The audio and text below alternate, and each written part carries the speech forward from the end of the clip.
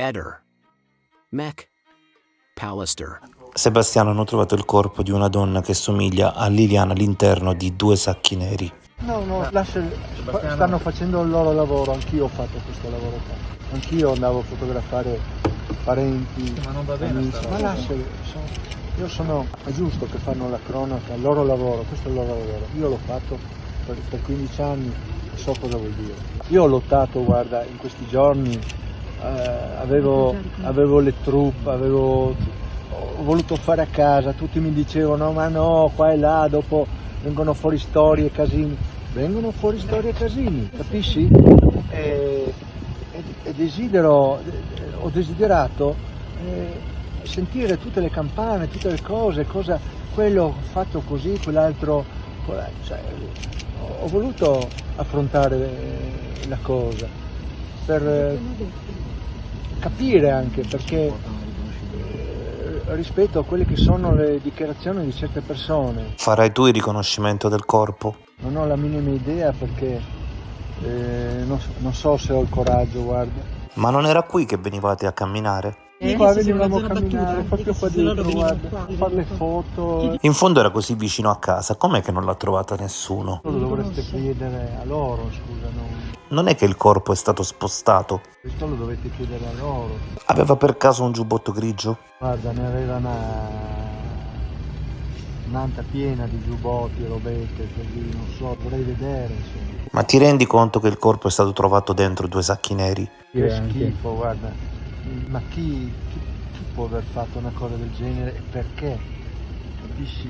È tutta questa storia che va avanti, l'uscita di casa, senza cellulari, senza borsa. Cosa ha scatenato queste cose qua? È tremendo. Chi potrebbe essere il killer? Non ho la minima idea. Stamattina sei andato a riconoscere il corpo. Sì, mi hanno fatto vedere le foto. Avrei voluto fargli una carezza. Avevo solo le foto.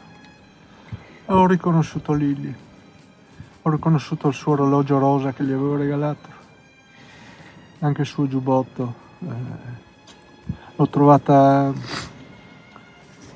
bene. L'ho trovata bene.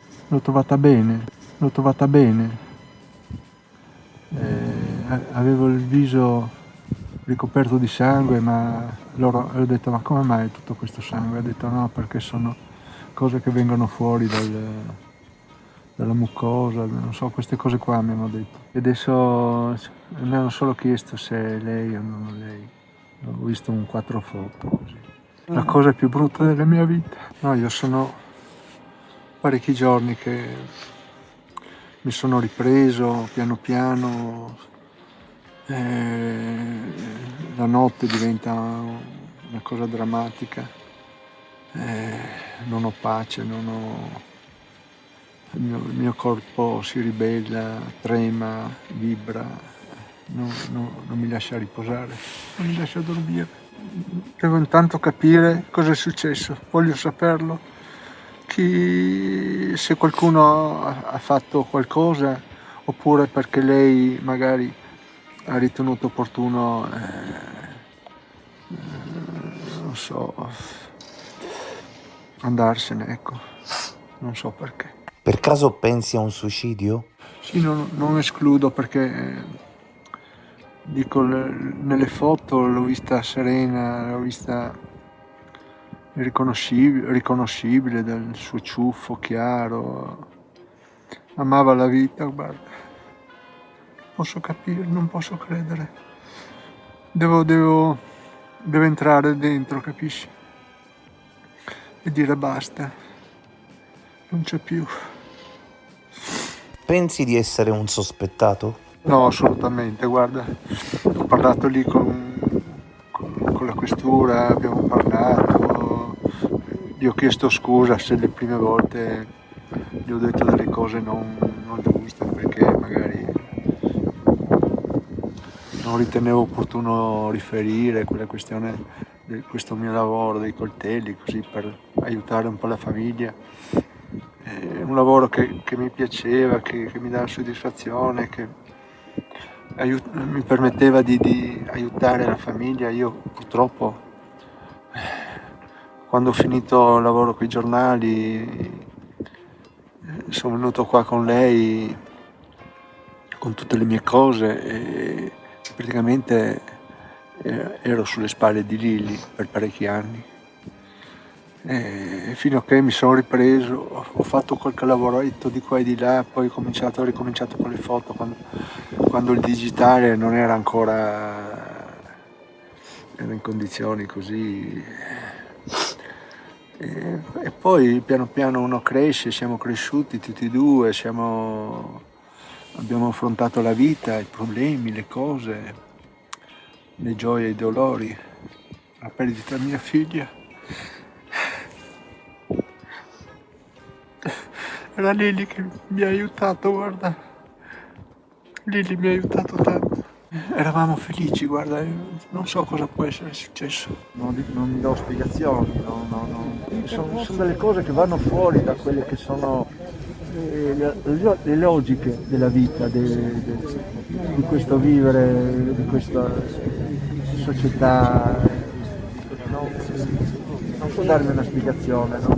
Io ho molta fiducia nella magistratura, negli inquirenti, che quasi quasi ci aiutiamo perché gli do materiale, gli ho dato i telefoni di Lily, gli ho detto guardate che qui dentro nei telefoni c'è la verità e loro stanno studiando questo.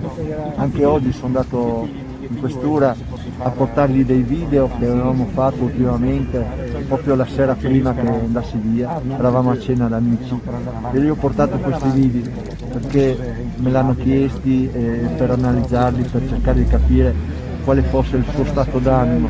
Io non mi ero accorto, amici miei mi hanno detto guarda che Liliana non sorride più, è strana e così. Io ho detto ma può essere, magari era stanca, eravamo tutto il giorno in sauna e avevamo passato una giornata splendida, in relax, 5 ore di saune, piscina, relax, tablet,